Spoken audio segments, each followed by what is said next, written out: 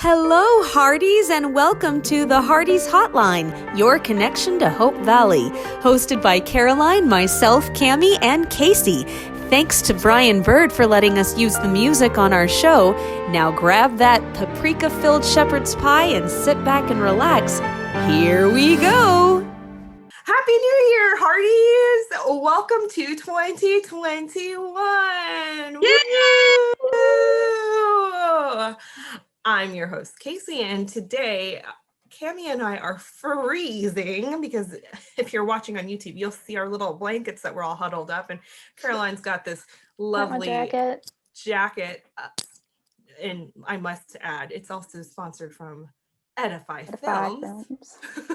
My hat has gone AWOL, but never fear. I've got my official Hearties blanket keeping me warm because it's cold in my new hometown.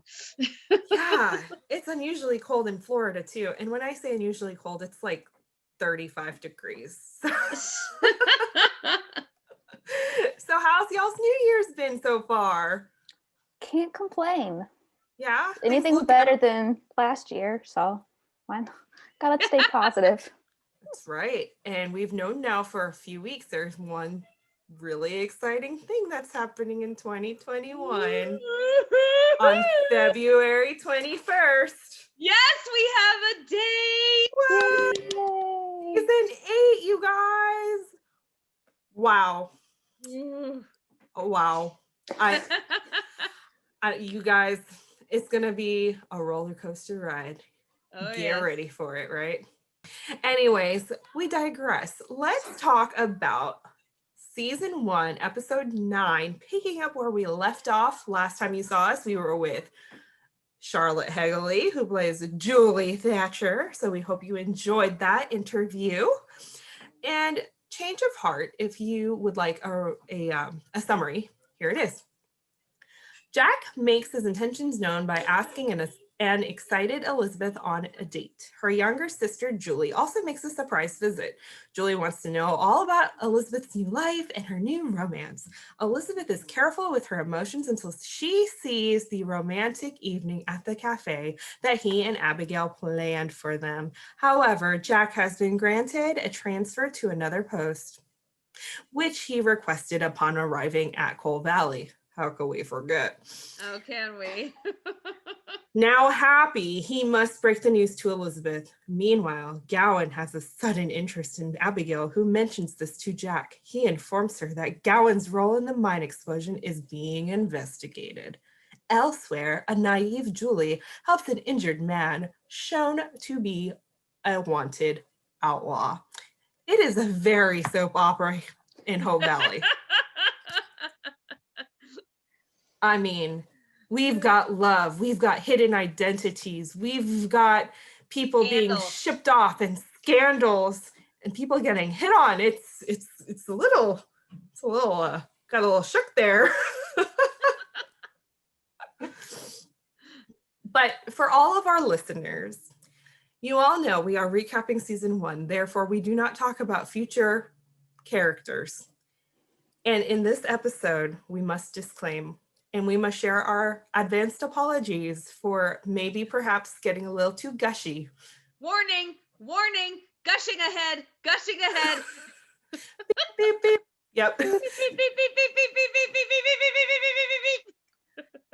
Pitter pats. So yes. Big smiles. Big smiles, grins, maybe slight tears, all the feels. It's gonna be a thing, you guys. There's going to be a ton of sighs. I can say that right now. Because have you seen that dinner date? Let's talk. I mean, hello. Yeah. So, you are forewarned. You've been fairly warned now. So, yes, we won't start there. We will spare you if you are, totally over it. But we love you and we totally understand. There's no judgment. Hope Valley is a safe place, as is the Hearties Hotline. Yes. All right, let's dive into the episode. First, I got to talk about Abigail and Gowan. Grouse about Gowan. Yes. Let's start off by grousing about Gowan. So there's not a lot to talk about in this storyline. This is they're setting up Gowan for the next couple episodes. Mm-hmm. Yeah. However, what did you guys think about Gowan and Abigail's interactions? Gave me the creeps. I have one word for you. Yeah. Did that just happen? Oh my God. How did she not slap him across the face? I mean, I don't know how she had the willpower to not slap him across the face. The man has tried to ruin her twice now. Yes. And he's hitting on her. It just, I don't know where the guy gets his nerve. And the other part that this season always surprises me, the things I pick up, especially having seen 7 seasons now and seeing characters growing and changing and all of this, but this Gowan has been erased from my memory. I know. And I just have to say, it almost makes me a little sad inside because I'm like, oh no, what is happening right now? Why is he being so mean? Sorry, it's seared into my brain. I remember it very well. So. Caroline, what about you? Has it been seared into your brain? Are you still, holding on to those memories while watching season 7? I think more about season 4 Gowan than I do about season 1. Like, I bet I hated him more in season 4. So that Gowan is in my brain watching season 6 and 7. Yeah. I didn't like him in 1, but I really did not like him in 4. Yeah. So apparently that's worse. Yes. I wanted to Gowan. Ooh, we getting Caroline a little frustrated now, you guys. Yes. Caroline's blood pressure is gradually going up. Need to take my temp, but my blood pressure. Okay. I think for me, what did it, because I had always been love Martin Cummings, hated Gowan, right? Of course. But here's the thing. When Sweet Old Millie and Gowan had that moment, it was like my heart grew 3 sizes for Gowan and I just melted. And along with my melting, I forgot about past seasons. And now you can't see anything else. I know. I'm going to need that Christmas movie to come very, very quickly for me. You need to watch it again. I need to watch it again, yeah. Especially after this season. Season 1, that is. Yeah. But anyways, Hearties, let us know what you think about Gowan of season 1 compared to Gowan of season 6 and 7. How are you guys feeling? There's a lot of Gowan feelers out there. There's a lot that it's like you're on a pendulum. You either love him or you love to hate him, Yeah. There's still that group out there that's still like, I don't know about you. So let us know. I'm curious. I don't mind him now. Oh yeah, I don't either. He's not my favorite. He's not my favorite character, but I like him. And I figure, okay, he's being a decent member of society. Right.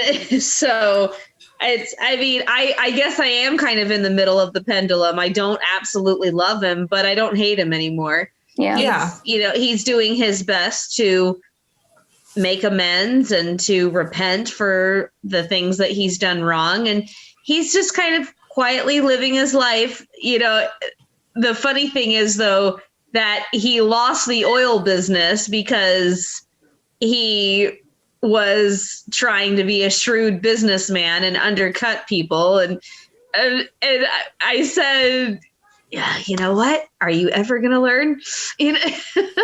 Yeah. So yeah, there's that. There's that. I just need Bill and Gowan to grow old together in old rocking chairs outside the saloon as 85-year-old men grousing with each other. That's my dream. Season like 41.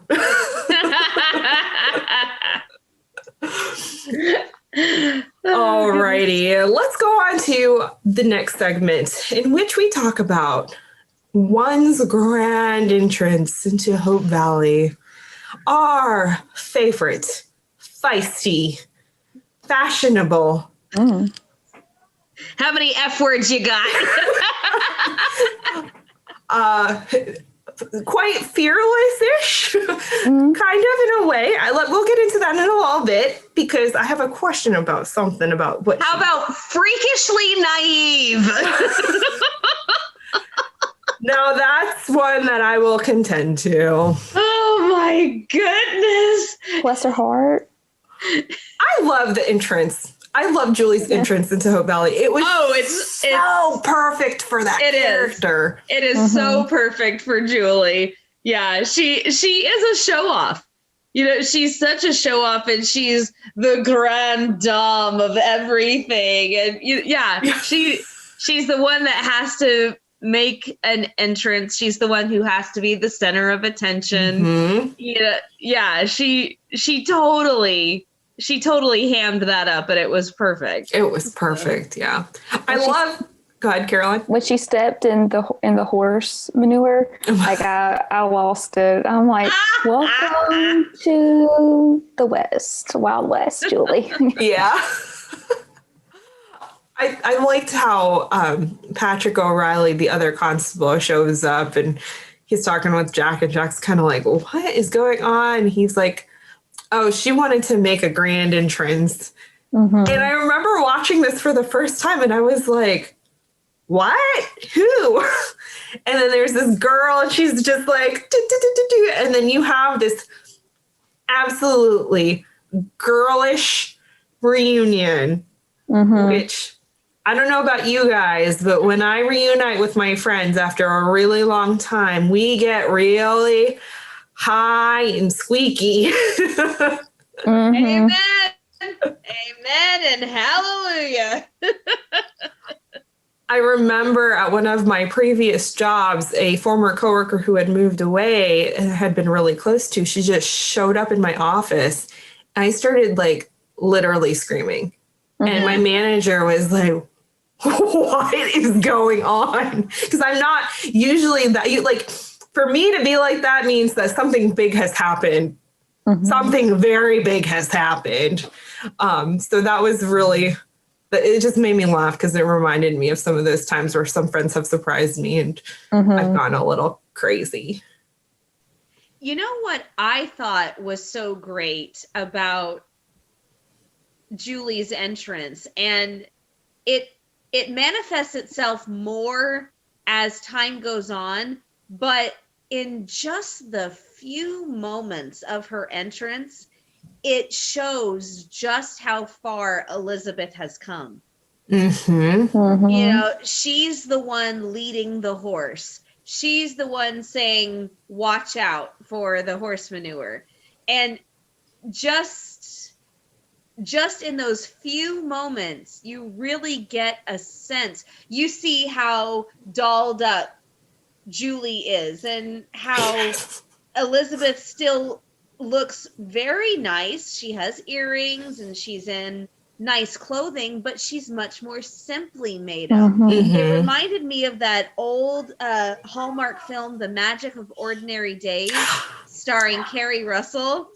Yes. Yeah. When her character Olivia shows up to her new home, she's exactly like that. She's dolled up. She's from the city. And when her sister Abby shows up, there's that one moment when they're head to head and she's introducing Abby to her new husband. He says, "This is my sister Abby," and they're right next to each other. Olivia her hair is simpler. Olivia has less makeup. Her clothes are simpler. She's even a bit more tanned than Abby. And it's just so interesting that, you know, we get used to the way a character is, and it's like seeing somebody every day. And then all of a sudden somebody new comes in and you see them right next to each other and you realize the progress. Yes. You realize how far she's come. So yeah, just in those couple of moments, you realize just how far Elizabeth has come. Yeah. And that was another thing that struck me is like Julie had a lot of layers of frill on. Oh my gosh. I mean, especially when she's around, you know, all the other women of Hope Valley. She sticks out like a sore thumb because she's got the fancy giant hat. The hat. She's got, you know, the cape, and she's got like these really frilly dresses and everything. And the riding boots. Oh, yes. Yes. What did you think about, so we've talked about like the physical differences and the changes in Elizabeth, but their personalities by nature, Elizabeth and Julie are just very, very different. Now, Elizabeth was naive when she came to Hope Valley. And even in the pilot movie, her character was still more naive. Yeah. Book smart, just not street smart. Julie, on the other hand, is naive, and she's very, very, very romantic. It's almost like she's embodied Anne Shirley in that, you know. I think she's worse than Anne Shirley, because Anne had a good head on her shoulders. She would get lost in romance, but I mean, she wouldn't stand for any nonsense in real life. Right. And oh man, yeah, Julie was just, everyone should be in love, and Jack will save us. It was, you know what? It's like Anne Shirley and Ruby Gillis combined into one character. Yes, that's a good way of putting it. Yes. Because Ruby had the flightiness that Julie has. Anne has the romanticness that Julie has. Because if you remember, Anne is like, I need a tall, dark, handsome man that's broody. You're like, but why? Okay. Okay. Roy Gardner, not like, no. We need some Gilbert Blythe here. Okay. Amen. Anyways. But yeah, that character, those two characters into one is Julie. But why do you think they're so close? Because, you know, when two people are so different, and like remove the fact that they grew up together, they're sisters, right? Like that's already something that's bonding them together. But there's three sisters. There's Julie, there's Elizabeth, there's Viola. They're not that close to Viola. We find that out later. It's always been Julie and Elizabeth.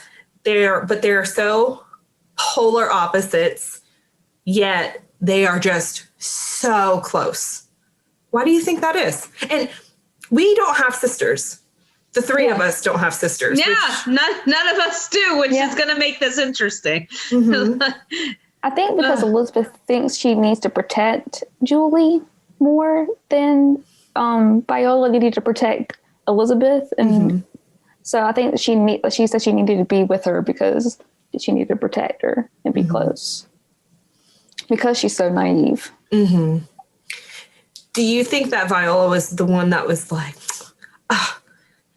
Julie, and Elizabeth's like, it's okay, I'll help you. That's what I was gonna say. That's exactly what I was gonna say, because I've got, you know, I've taken insight from season 2, which I know I'm technically not supposed to do in this, but oh well. But I think that Elizabeth felt the need to protect Julie, number one, and number 2, she had the patience to put up with her. Viola did not. Viola did not have the patience, and so Elizabeth, I think that because Viola is such a stuck-up person, very into roles, very into society, very into position. And Elizabeth and Julie don't care as much about that. They've definitely gleaned the benefits of being Hamilton royalty, but they aren't into society the way that Viola is. And so I think that has kind of been something that has bonded them together for those two reasons. But the other thing is, I think Elizabeth misplaces her trust a lot in Julie. Just like, please don't trust her with that. Please don't tell her that. Please don't. It's true. It's very true. For one who needs to overprotect her sister, she's a little trusting, but that's our Elizabeth for you. She's just a very trusting person. And we see that multiple times, even throughout the series. She's just a very trusting person. I think the moment that sums up Julie's character perfectly is when she brings Nathaniel into Abigail and Elizabeth. Both of them can see right off the bat that something is not adding up. Yes. Julie is trying to cover. She's doing a terrible job of lying. Awful job. I know. But Abigail and Elizabeth are both suspicious. They both are being very cautious of this man. They're both very wary. And Elizabeth says to Julie, I just hope that he doesn't turn out to be trouble. And immediately Julie, quote unquote, retorts with, Jack will save us. He's the hero of the story. And just like, oh, darling.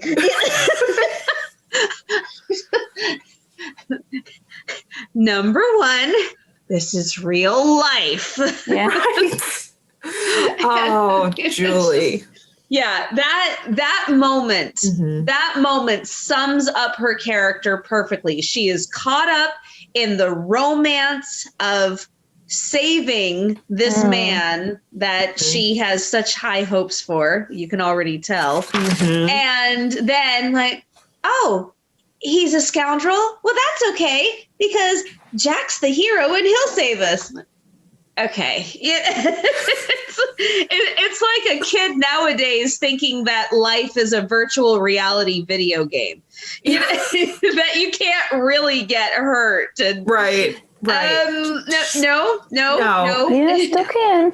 Like, this is not a fictional tale. Stop life. reading your books, child. But, another thing, speaking of Julie and her very over-romanticized mind, she is, in a sense, very smart in a way, like her vocabulary. That's another thing that really stuck out to me, is she's using a lot of big words and very descriptive words. Like when she says, she's describing Jack as a delectable Mountie. Oh. And she also, when she's describing, I think she's kind of describing her fantasy life or this fantasy romantic story or whatever. And she says something like, or she's talking to Elizabeth.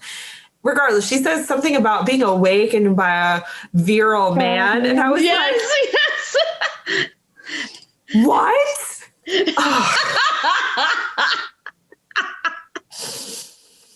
Oh. And even Elizabeth is like, this just went from like, okay to bad to worse to like completely inappropriately scandalous. No, here, I've got it. It went from bombast to melodrama to obscene. So fun. But it's so interesting to me. And especially after talking to Charlotte last week, just diving into Julie's character, somebody who's so different and so, spicy spunky and naive and young. It's so fun to watch, and just seeing her character. Mm-hmm. So we got to talk about Julie and Nathaniel. Nathaniel. Oh my gosh. She tricks Constable O'Reilly into thinking that she needs to use the facilities. The facilities being a tree. And stumbles upon a cabin, and then stumbles upon a man who has a bullet wound. Can I just put a plug in here for Ken Tremblett, who played Patrick O'Reilly? Mm-hmm. He was such a great father figure, older brother figure he kind of brought in the sense for everybody around him. And I really, really enjoyed his performance. How he kind of begrudgingly went along with everything. Yes. How he made Jack see reason. Mm-hmm. How he kind of coaxed him along, and how he gave him a different perspective on life, that he was ready to settle down because he had met and married the love of his life, and she was expecting their first child. Yeah. I really loved his presence in Coal Valley and what he did for the characters around them. Yeah. No, I 100% agree. And I picked up on that too. When I was watching it, I was like, oh, this is he's like Bill Avery. Being like the wise sage for all the young folks, especially in season 7. Mm-hmm. Bill's over there shooting the breeze with some other young men, giving them certain kinds of advice. And so is Constable O'Reilly being that voice of reason, because Bill hasn't shown up yet. And there is no fatherly figure in Coal Valley at this point. No. Mm-hmm. You can't call Gowan a fatherly figure. Yeah, sure can't. And there's only certain things that Abigail can help with, that he needs a man to talk to. Yeah, for sure. So think back to when you were about 16 to 19 years old, 17 to 19, because Julie is about 18-ish, 18, 19. Yeah. If you were in 1910 and you were out riding with a constable out to see the countryside, and your curiosity got, ahead of you, and you were like, I'm going to follow my curiosity into the woods, and you saw a cabin, what would you have done? Not go inside. I would have just said, oh, cool cabin, and ride on by. All right. I don't know that I would have ventured far enough to find a cabin on my own. Oh. Because brand new place, brand new surroundings, completely unfamiliar with them, and not knowing what could come out of those woods, I would have stayed right next to Constable O'Reilly. So I don't think I would have ventured. And, thinking back to myself at 18, 19, I really wasn't that adventurous. Mm-hmm. I went to college in Idaho, which was, very far away from Texas. Yes. But it was kind of, I stayed very close in the bubble of the college. Mm-hmm. I didn't venture out a whole lot. Mm-hmm. And so I didn't really have that adventurous of a spirit. I was just very content to do my work, audition for plays, and then rehearse and rehearse and rehearse and rehearse some more for those plays. Right. So I would not have ventured out alone far enough to even find the cabin. You would have been right by the constable. Caroline, you would have maybe peeked into the woods and then come quick back. I would have I would have rode in the woods and I would have like looked at the cabin, but I wouldn't have gone in the cabin. And, you know, I would just adventure in the woods, but I would not adventure in the cabin. Okay, so you'd see the cabin, be like, "That's a cute cabin. Yeah. Goodbye."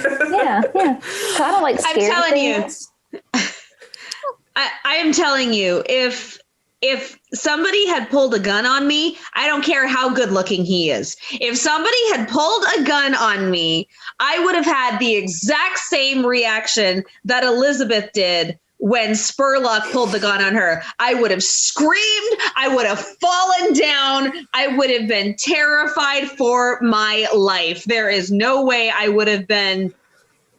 Well, I mean, Julie didn't react calmly, but she reacted more calmly than Elizabeth did, which is kind of surprising, actually. Well, never mind. She thinks everything's a novel. So, of course, yeah, she's not going to really get hurt when he points a gun at her. Right. You know, so. Because her reaction in that moment is, "It's in the saddlebag."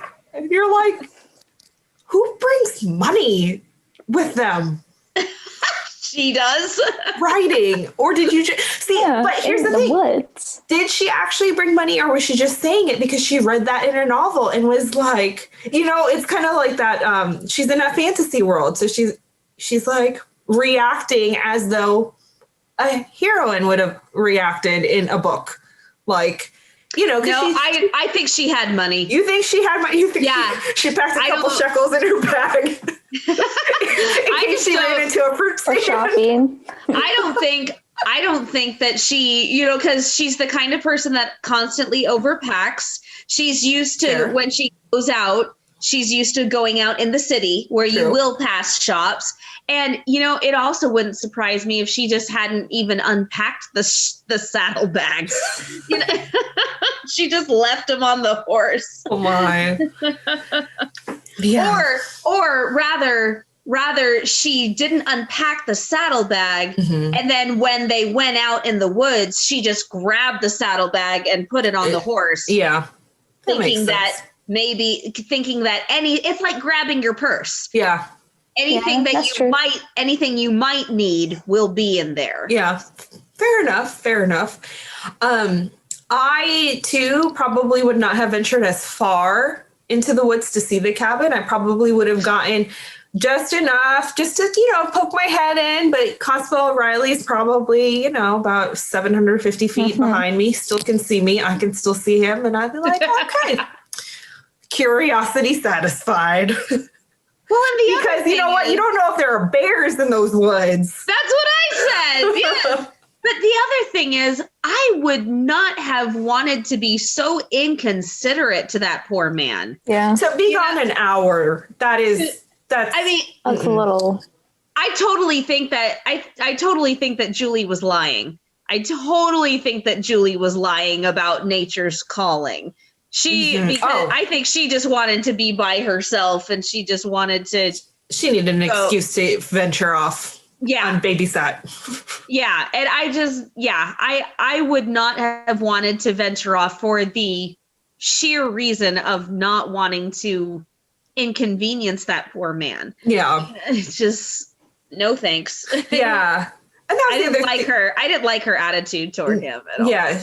She was very entitled. Mm-hmm. Very entitled. Nathaniel, let's talk about this scoundrel played by John Reardon. The great John Reardon. Well, yes. He's cute, but no thank you. He was dirty. He was dirty. Oh, man. And his wound. That was very gruesome. Especially for Hallmark. I will say for Hallmark, it was very gruesome. No, it could have been so much worse. Guys. Yes, I know that. I'm just saying, like, ooh, we got a close up. Hello. But Nathaniel, did you guys ever buy for a minute that his name was really Nathaniel, that he went by that name? No, I mean, maybe it's his given name, but you know, not for 1 second did I even think that he was an innocent victim. Yeah. Never.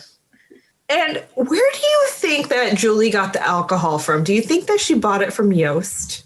Oh. Or did she just go, scampering through the cabinets? Or did she, flirt with the bartender to get some alcohol? She went and bought some whiskey from Tom Travoy. He owns the saloon right now, so. Well, it's just interesting to think about because that town talks. I did not even consider that. That is so sad that I didn't even think about that. Mm-hmm. So you kind of wonder if, because that was used for curing ailments. Mm-hmm. Yeah, like if you were sick or whatever, or you need something cleaned, Yeah. So maybe she found it in Abigail's cupboards. Very possible. Yeah, that she found it in the medicine cabinet. Mm-hmm. And just I never thought about that though. Yeah, me neither. Nice work, Casey. Good job. Thank you. It was something that I thought of when she came back with all this stuff, and I'm like, you don't want to blow your cover, because Julie, in a way, is smart, because she's like, I'm going to cover my, in a sense, I'm going to cover my tracks, right? She's not going to be one to be lazy and leave behind a trail. Right. At least she's going to do her best not to. Because we see that she sneaks all this stuff. She takes care of Nathaniel. She comes back. She comes up with this fabricated story about hunting, because why else would somebody have a gunshot wound? It's like she's covering up so many layers. So in a way, in order to do that well, you have to be somewhat smart, But To remember everything, like right, what did I keep say everything again? straight. Right. I thought I'm a horrible liar. That's good. That is good. All right. Any last thoughts on Miss Julie Thatcher? The week's worth of clothes. Exactly. Did y'all notice that Elizabeth started having her Hamilton Voice. Yeah. She was missing the lifestyle a little bit when she said the word clothes.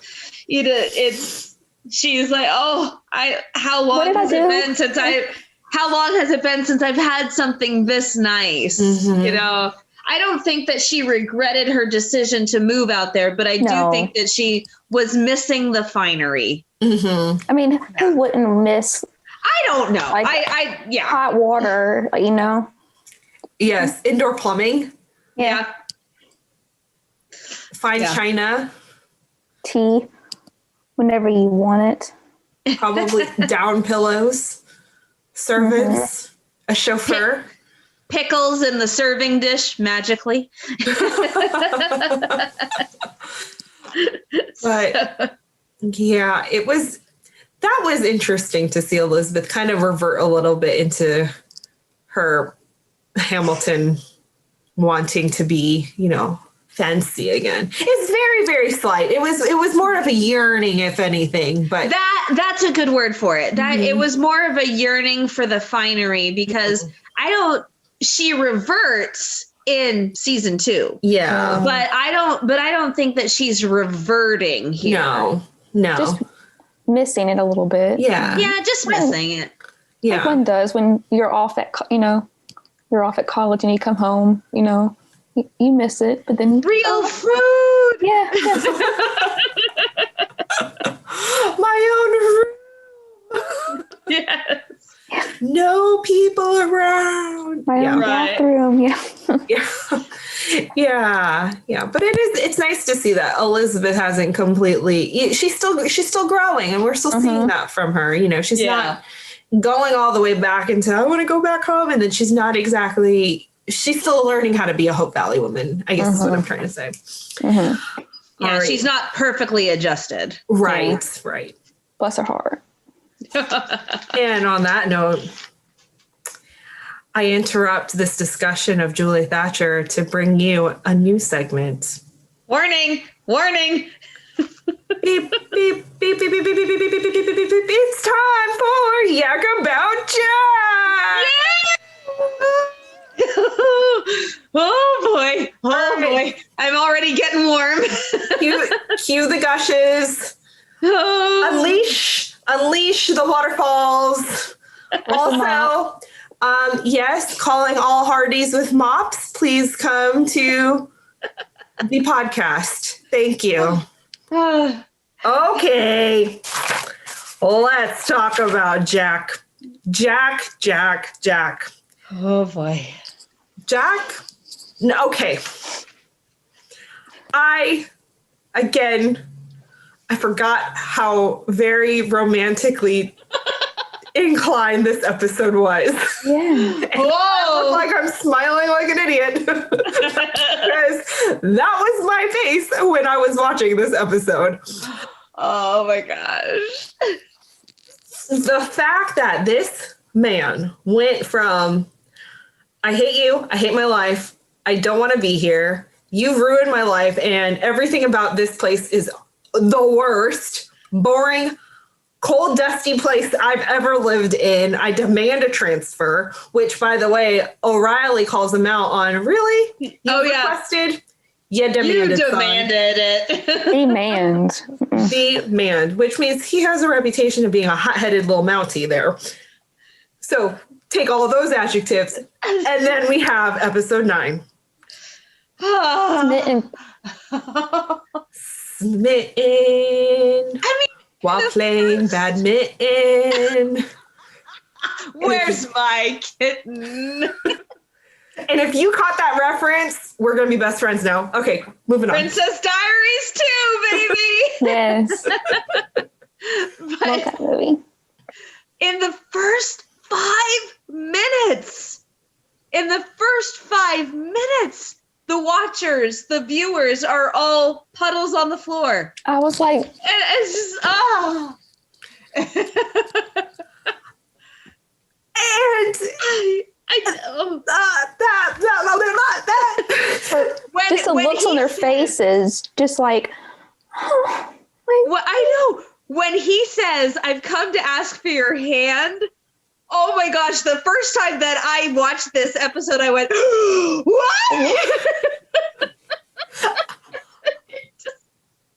I was like, you're asking for her hand in what? In what? In marriage? But then he covers it. your hand. Your hand. May I have it? I'm like, oh, okay. Blah, blah, blah, blah, blah. Oh, he's totally messing with her. He totally knows that. He's like, I'm going to mess with her and ask for her hand because I'm a dude and I think that's funny. I know. But I'm then, like, take it. Yeah. But then he gets so serious. And I am requesting your presence to suffer on Saturday night. And he got very, very serious and very somber, saying, I want to make it completely clear. Perfectly clear. Thank you. I want to make it perfectly clear that I do not expect you to cook. And then, and then he lets go of her hand. And then she says, okay, I will assume that this is not the beginning of a possible courtship. You've made it very clear that Mounties do not get married. If they wanted you to have a wife, they would have issued you one. And then, so they shake hands. And then, yes, see you Saturday night for supper. And Elizabeth, please do consider this an act of courtship. And then he kisses her hand. I'm just like, I can't breathe. Oh. Somebody get Kimmy a paper bag. And her facial paper bags. I need it. and Aaron's facial expressions, I was like, that was so sweet. Like it was just like the first love thing. I just love that. Yes. Aaron did wonderful playing a very doe-eyed character. Mm-hmm. Yes. Like shocked and love struck because she was shocked. That gesture shocked her. And then he walks out like, I did it. Yeah, you did. And it's just, and then, so So he kisses her hand and then smiles and walks out, and she's just standing there like, what just happened? Yes, what just happened? Us too, Elizabeth. We don't know what just happened, but whatever just happened, like, We like it. We like it. I do like the fact that Elizabeth again pointed out to Jack, like, listen, I'll go to dinner with you. I want to make it known that I know what you said. So it's now or never that you tell me how you feel. Like, is this listening. Is this just us having dinner as friends? Or is this going somewhere? Mm-hmm. Because she could have easily just gone with it and kind of, you know, had her feelings hurt later or whatever. Like, she made it very clear to him, I need to know your intentions. And I like that he was a man about it and told her. It's Facebook official. There you go. It's Facebook official, guys. Okay. Now, let's move on to the next level. So we've unleashed the waterfalls. We're about to get all old faithful geyser gushy here. You guys. That geyser goes off every like 29 minutes. Well, it's about to go off right now. Because we are about to talk about the date. Oh my gosh. The candlelight dinner. What about when she comes down the stairs and he just puts a little thing? The corsage on her. He has a corsage. You can cut that tension with a knife. So good. So good. Oh my gosh. And Cammie, what is the famous line that he says? May I? When he said may I was gone. I was like, oh my gosh. And we're done. We're dead. Okay, so I remember watching this for the very first time. And I had a feeling like, I bet you he's going to take her back to Abigail's cafe. And I was kind of, okay, you know, I could dig it. But then when he opens the door, there was just something about the ambiance in that cafe with three of her students. And, you know, all the tables had been moved and there's just the table for two. And Abigail's wrinkling her nose and smiling at her. I got you, girlfriend, she says. Oh, man. Oh my heart. Oh my God. My heart. All the heart eyes. All the heart eye emojis right now, because that was just The problem is, though, if you remember from watching the episode, Jack found out that he's being reassigned and he has to tell her. Yeah. And part of him wants to tell her during that dinner. And you could tell, and I was like, no. Don't ruin it. Don't ruin it. Don't let her have her fantasy night. like this is no. Shh. But and bless her heart, she thought it was going to be like a next level relationship that soon. I'm like, oh, like you don't know what's about to happen. Like I know okay. when she's talking to her sister, but the dancing. Okay, there are two lines that Jack says that I think sum up his current feelings for Elizabeth and how he has come to be in awe of her. Number one, how long have you been planning this? And he says, that's a secret. Oh. Which obviously he has gone to a lot of trouble to plan this down to the T. Mm-hmm. And then he says, I feel that my efforts tonight pale in comparison to the legions of suitors you left back home. And I just went, excuse me, what? And then he says, I feel I'm somewhat lacking in the area of romance, but oh no, you didn't. You did not just say that, Jack Thornton, because if my husband were to put something like that together, I would faint dead away and I would be good for a month. You know? Oh man. Yes. And watching, and here's the other thing too, now that I've seen the, seasons 1 through 7 this time around, and he said that he was lacking in romance and didn't have very many suitors. I was like, did you now, sir? Yeah. You didn't have more. Tell us a little bit more about your love life. Oh my I just want to know. No. Elizabeth was the only one. Come on, guys. The first triangle.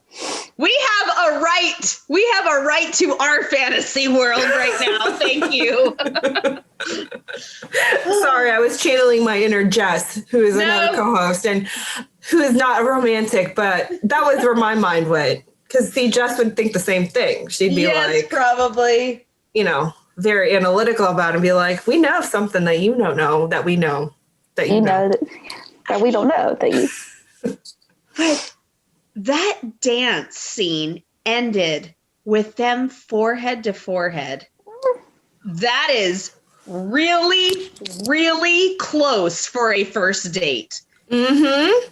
I thought they were going to kiss. I really did. My gosh, I know. I thought they were too. I was just like, they didn't kiss.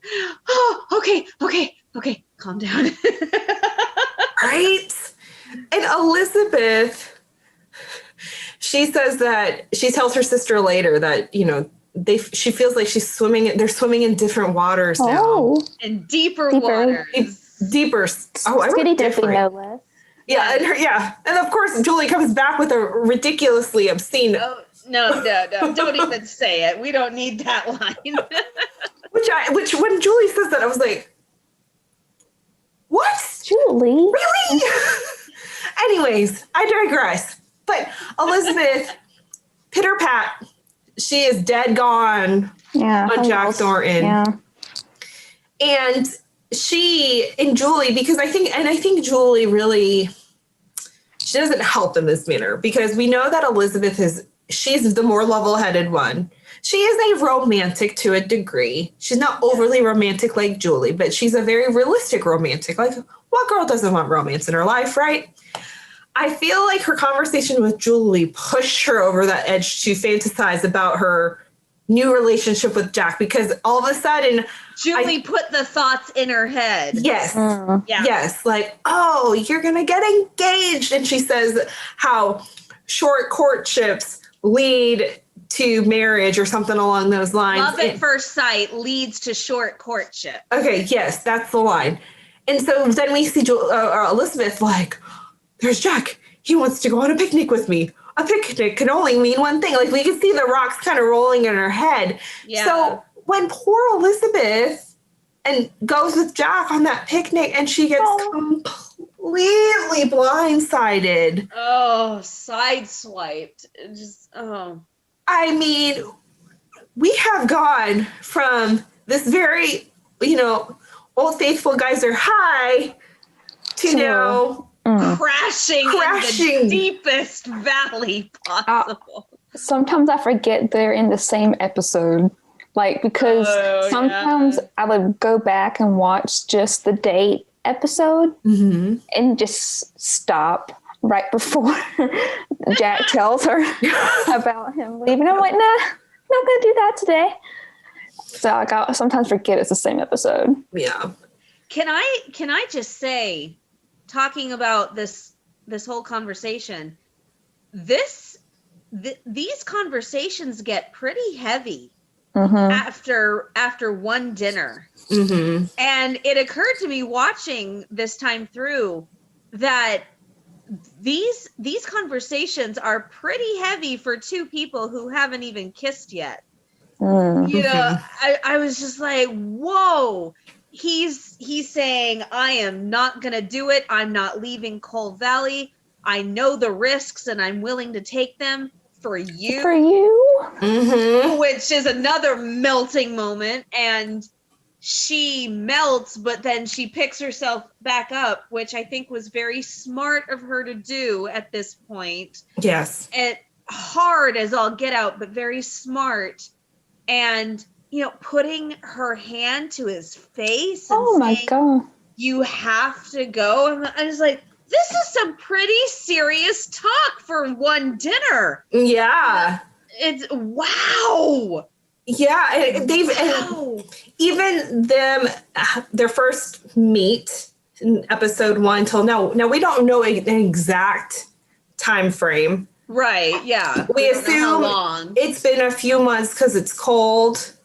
You can see it. Like they're all bundled up a bit. Yeah. So it's winter time. So let's say a few months. Yeah. Even knowing somebody, even meeting someone, let's say 6 months ago, and you weren't even dating. You guys hated each other, to like friendship to now, like within 6 months. And then you're very intimately knit together. Like your souls are becoming like intimately knit there. It is deep. It is a lot. Yeah. For sure. And I appreciated Elizabeth letting him go. Me too. Yeah. Hard as all get out. But like she said, she needed to do it so that he would not resent her. Yeah. It's true. That took a lot of courage, So much guts. And I would have said, it's okay, stay. Oh, man. It was also very selfless of her. Because she could have easily been like, all right, you stayed for me. My hero. Yeah, she could have easily just accepted that. And she didn't. Just that takes a lot of character. Yeah. And we're all blubbering and our eyes are, leaking faucets of water, but it was still a good thing. Yes, absolutely. And we don't really have a lot of time to touch on it now, but I will also say the other person I appreciated with this whole situation with Elizabeth and Jack is Abigail. Abigail being a friend to Jack and helping him with setting up the date, and then also being that voice of reason for Elizabeth. Her voice of reason was so necessary. Elizabeth is saying, it's my fault. I was a diversion. No, you're right that he never expected to fall in love, but he did. Mm-hmm. Yes. Absolutely. Yes. Abigail was a champ in this episode. She was such a good friend to both of them. Yes. Such a good friend. You can see them really starting to lean on her more now as the, advice giver, both of them. And can I just say, good on her for the iron skillet line. Absolutely. I've got an iron skillet that can work as a weapon if need be. Alrighty, guys. That's it. That's it for season 1, episode 9, Change of Hearts. And now we move to trivia. Oh. It's probably easy trivia. Don't get so worked up. It's okay. Oh, okay. Yeah. What is Patrick's wife's name? Sarah. That is correct. What kind of pudding does Julie have at the cafe? It starts with a B. I know what it is. But I heard Pudding. it. Yeah. I forget the name of it. Yeah, tell us. Did I pull one over on Cammie? You pulled one over on me, okay? Oh, why? The queen of trivia. It's Bakewell. Bakewell. I was going to say Bakewell. Okay. I was going to say it. You should have said it, Caroline. Should have said it. What is the study of honeybees? Theology. Okay, not gonna lie. I really cracked up when Julie has that little pun moment. I love puns. Hearties, if you have any good puns, send them to me because I'm all for the puns. My husband and his brother, they eye roll at me all the time. Anyways. All right. Patrick was stationed where? Oh, I wrote this down. North Burlington and Elwood Ridge. Yes, that is correct. Okay. Final question. Okay. There is a Signed, Sealed, Deliver crossover. What character from Signed, Sealed, Delivered appears in this episode? in this episode.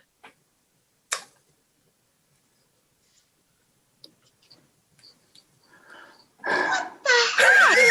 Can I do IMDb real quick? No, you may not. What the heck? Is it a kid? It's not a kid. No, it's not a kid. It's not a kid. It's obviously not one of the main four or even some of the recurring. So it wasn't It is Oliver. Somebody shows up. Somebody from, I'll narrow it down because I know there's like 500 SSD episodes and movies. Yeah. It's from the episodes. It's not I saw Grace this- Alt, is it? No, I saw this person's face and I was like, Do they have a line? I think they do. It's very short if they do. They say something like, where do you think they went? Or something along those lines. Or we lost Nate.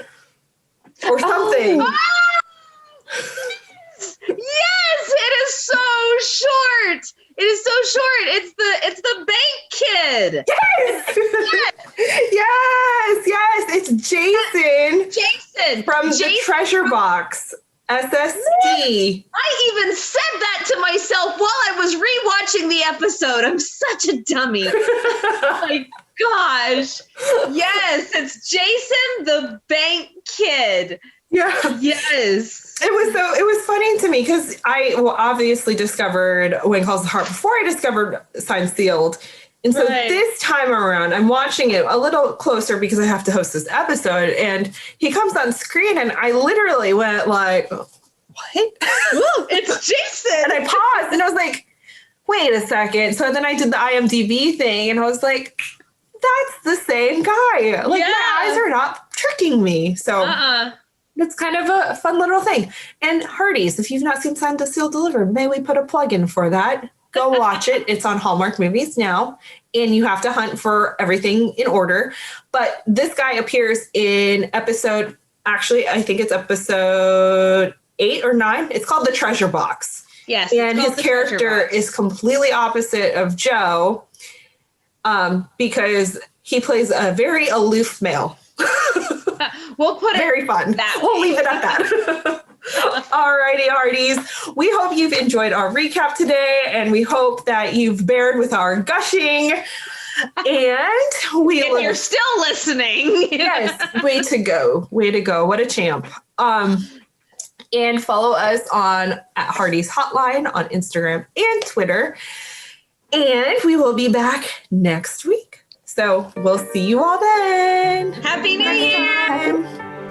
Thanks so much for joining us on Hearties Hotline. For more juicy details and to see what's coming up, be sure to follow us on Instagram and Twitter at Hearties Hotline. And we drop an episode every Wednesday, so we'll see you then. Until next time.